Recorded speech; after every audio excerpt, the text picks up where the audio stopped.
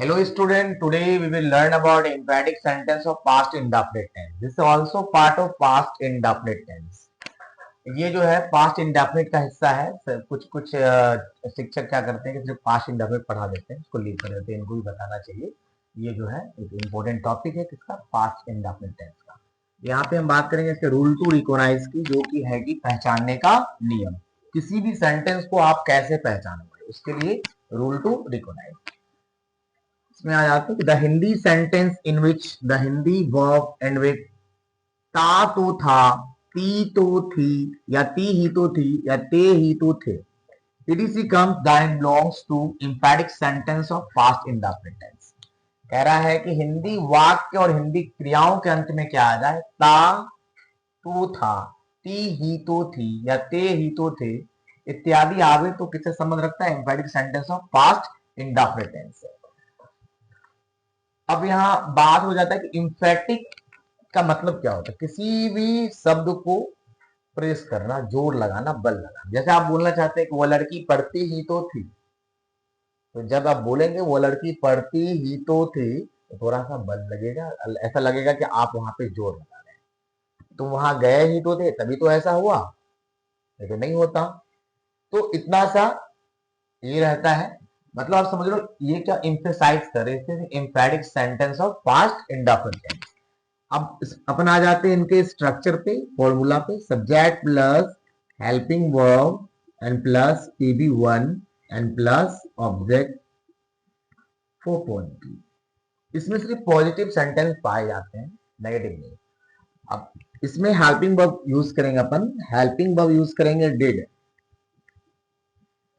We use did with the all person, first person, second person and third person।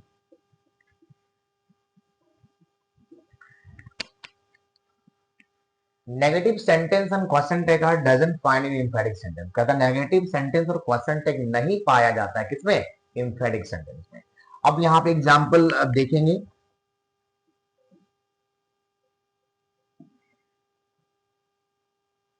वह लड़की वहां जाती ही तो थी, वह लड़की वहां जाती ही तो थी। आप यहाँ पे गौर करेंगे, वह लड़की जाती ही तो थी। अब यहाँ पे सब्जेक्ट क्या है, दैट गर्ल, दैट गर्ल, वह लड़की जाती ही तो थी। जैसे आप बोल रहे हैं जाती ही तो थी, थोड़ा बल लगा दूसरे सेंटेंस के कंपैरिजन में।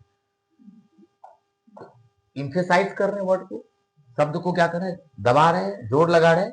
That's a emphatic sentence of past indefinite tense. और ये किसका हिस्सा है, पास्ट इंडेफिनिट का। अब यहाँ पे लिख रहे हैं, सबसे पहले देखिए आप क्या है, यहाँ पे सब्जेक्ट है, तो अपन यूज कर रहे हैं दैट गर्ल, दैट गर्ल। और सब्जेक्ट के बाद अपन यूज करते हैं हेल्पिंग वर्ब। अब we know that did is helping verb है, और डिड यहाँ पे क्या है, हेल्पिंग वर्ब है। तो अपन क्या लगाएंगे, डिड, बिकॉज डिड आप यूज कर रहे हैं ऑल पर्सन के साथ में। That girl did. अब देखिए pb1, go there, that girl did go there, वो लड़की वहां जाती ही तो थी। तो ये कौन सा सेंटेंस है, emphatic sentence of past indefinite tense. चलिए एक एग्जांपल और करते हैं। यहाँ पे देखेंगे, गीता उससे मिलती ही तो थी, मिलती ही तो थी, गीता उससे मिलती ही तो थी। इसमें आप देखेंगे कि यहाँ पे ती ही तो थी, ये किसकी हिस्सा है, किसकी पार्ट कह सकते हैं आप, ये एम्फैटिक सेंटेंस ऑफ पास्ट इंडेफिनिट। बात करते हैं यहाँ पे सब्जेक्ट क्या है, गीता। अब गीता कौन सा पर्सन है, थर्ड पर्सन, तो अपन क्या यूज करेंगे, helping verb did. Geeta did, और वर्ब क्या है यहाँ पे, मिलना, तो अपन यूज करेंगे met. Geeta did met him, Geeta उससे मिलती ही तो थी। अगर आप ऐसा बोलते हैं गीता उससे मिलती ही तो थी, तभी तो ऐसा हुआ, तो ये कौन सा सेंटेंस है, emphatic sentence of past indefinite tense. इसमें अगर आप किसी भी तरह का आपको दिक्कत हो तो आप कमेंट कर सकते हैं।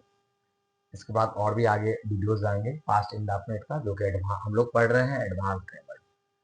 ओके, दैट्स ऑल, आज के लिए इतना ही।